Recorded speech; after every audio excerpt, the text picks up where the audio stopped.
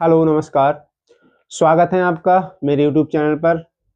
एक नई वीडियो और एक नई जानकारी के साथ मैं फिर से हाजिर हूं। आज हम बात करेंगे एप्लीकेशन लिखने का सही तरीका और एप्लीकेशन लिखने का सरल तरीका क्या होता है, जो आपके बोर्ड एग्जाम में आपको पूरे नंबर दिला सके। तो ज़्यादा टाइम वेस्ट किए बिना शुरू करते हैं आज की वीडियो को। देखिए, मैंने एक एप्लीकेशन पहले ही आपके सामने आपको समझाने के लिए लिख रखा है। देखिए, पहले शुरुआत कहाँ से करनी होती है एप्लीकेशन लिखने की। सबसे पहले एप्लीकेशन में लिखते हैं टू के बाद लगाते हैं कॉमा, फिर जस्ट नीचे लाइन से, थोड़े साइड से नीचे लाइन से यहाँ पे लिखते हैं द प्रिंसिपल, या जिसके लिए हम एप्लीकेशन लिख रहे हैं उसका नाम या जो भी। फिर द प्रिंसिपल, अब प्रिंसिपल होगा तो जाहिर सी बात है कॉलेज का होगा, स्कूल का होगा। तो हम क्या करेंगे, फिर उसी जिस कॉलेज या स्कूल का प्रिंसिपल है उसी स्कूल का जस्ट उसके नीचे क्या लिखते हैं, नाम। तो हमने लिख दिया DAV इंटर कॉलेज। फिर कॉलेज के बाद यहाँ पे लगाते हैं कॉमा। कॉमा लगाने के बाद फिर इसके जस्ट नीचे लिखते हैं उस कॉलेज का एड्रेस कि वो कॉलेज कहाँ पर है। तो कॉलेज कहाँ है, बरेली, तो हमने कर दिया बरेली। ठीक है, इतना समझ में आया। ये पोर्शन बहुत अच्छे से आप देख लें कि मैंने किस तरह समझा। एक बार फिर टू के बाद कॉमा, फिर द प्रिंसिपल के जस्ट नीचे उस जिस स्कूल का प्रिंसिपल है, कॉलेज का प्रिंसिपल है, उसका नाम DAV इंटर कॉलेज। उसके जस्ट नीचे जहां पर कॉलेज है, जिस शहर में कॉलेज है उस शहर का नाम। तो जैसे मैंने लिख दिया बरेली। फिर बरेली लिखने के बाद यहाँ पे कर देंगे हम पूरा फुल स्टॉप। आफ्टर दैट अब क्या करेंगे, एक लाइन छोड़ेंगे, जैसे मैंने छोड़ रखी है यहाँ पे। एक लाइन छोड़ने के बाद फिर लिखेंगे सब्जेक्ट। ये बहुत इंपॉर्टेंट है। अगर आपने सब्जेक्ट नहीं डाला तो आपकी एप्लीकेशन जो है इनकरेक्ट मानी जाएगी। तो सब्जेक्ट लिखने के बाद ये हम लगाएंगे इस तरह से। फिर लिखेंगे एप्लीकेशन, फिर लिखेंगे किसके लिए एप्लीकेशन, किस बारे में एप्लीकेशन है। तो एप्लीकेशन फॉर लीव, यानी छुट्टी के लिए प्रार्थना पत्र है, यानी हमें छुट्टी मांगनी है तो छुट्टी के लिए प्रार्थना पत्र। बस आधा काम तो समझ लो आपका यहाँ पे हो गया। इसके बाद आप शुरू करते हैं मैडम या सर। इसमें समझो, अगर हमारा प्रिंसिपल साहब जो है वो मेल है तो हम सर लगाएंगे, और हमारी प्रिंसिपल जो क्या है, फीमेल है, यानी स्त्री है, तो हम मैडम लगाएंगे। तो जो भी हो, फिलहाल तो मैंने दोनों लगा दिया है।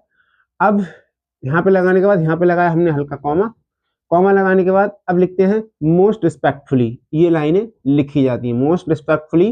फिर रिस्पेक्टफुली के तुरंत बाद लगाते हैं कॉमा लगाने के बाद मैंने लगा दी कॉमा लगाने के बाद और इसके आगे लिखते हैं I wait to say that. ठीक है, फिर I have been suffering from fever since last night. इतना लिखने के बाद फिर हमने यहाँ पे लगाया फुल स्टॉप। ठीक, ध्यान से देखना जैसे जैसे बता रहा हूं मैं। फिर यहाँ पे लगाया हमने फुल स्टॉप। इसके बाद फिर लिखते हैं हम so I am unable to attend the classes, फिर फुल स्टॉप। अब न्यू पैराग्राफ से शुरू करेंगे। ठीक है, इतना ही हो गया। ये 3 हिस्सों में लिखी जाती है ये बातें, 3 हिस्सों में। अब इतना हमने कर दिया पूरा। इसके बाद हम शुरू करेंगे नई लाइन से, नई पैराग्राफ से। यहां से लगाया हमने, अब लिखेंगे हम आई। ठीक है, आई के बाद कॉमा, फिर लिखेंगे देयरफॉर के जस्ट बाद कॉमा, मतलब आई के बाद भी कॉमा और देयरफॉर के बाद भी कॉमा। फिर request you to grant me leave of absence from के बाद लिखा, फ्रॉम के बाद तुरंत, मतलब आपको कब तक की छुट्टी चाहिए, कब तक के लिए अवकाश चाहिए, वो डेट डालेंगे। जैसे मैंने डाल दिया है 12 जनवरी 2026, फिर 2 यानी कब तक, तो मैंने डाला 16 जनवरी 2026 तक का मुझे क्या चाहिए, अवकाश चाहिए। ये बहुत इंपॉर्टेंट है। फ्रॉम मतलब यहाँ से किया, और फ्रॉम के तुरंत बाद हमें क्या डालना है, जिस तारीख से छुट्टी चाहिए और जब तक छुट्टी चाहिए वो वाली डेट डालनी है। इतना हो गया। यहाँ पे लगाया हमने फुल स्टॉप। अब तीसरा जो हिस्सा बचा हमारा, अब यहाँ से करेंगे आई। तीसरी लाइन हो गई, देखो एक के बाद 2 यहाँ हुआ और तीसरा कहाँ हुआ, यहाँ पे आके। ठीक है, तो I shall be highly obliged to your act of kindness.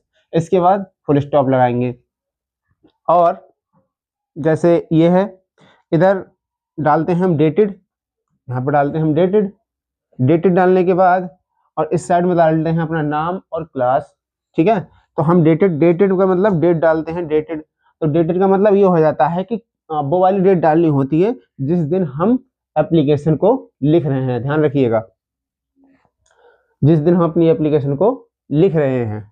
ठीक है, तो यहाँ पे हमने डाले थे 12 जनवरी 2026।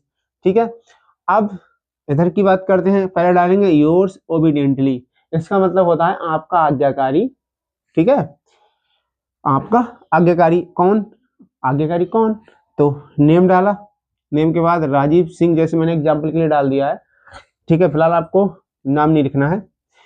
फिर क्लास कौन सी है, 10th बी, समझ गए। यहाँ पे आपको लिखना है, जैसे फॉर एग्जाम्पल के लिए आपको लिखना XYZ। नेम डालना है, नेम के बाद XYZ डालना, अपना नाम नहीं डालना है, इतना ध्यान रखिएगा।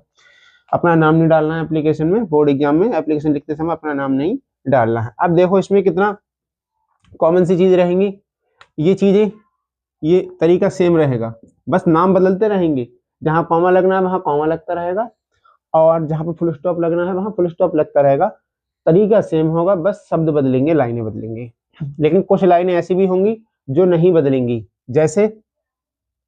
जैसे यहाँ से आप लिखेंगे most respectfully I wish to say, यहाँ तक की लाइनें कॉमन है, मोस्टली आपको एप्लीकेशंस में मिलेंगी, ये कॉमन है। और आपके ये हो गई ये वाली लाइन आपको मोस्टली यानी हर एप्लीकेशन में ही मिलेगी। ये वाली लाइन आपको हर एप्लीकेशन में मिलेगी।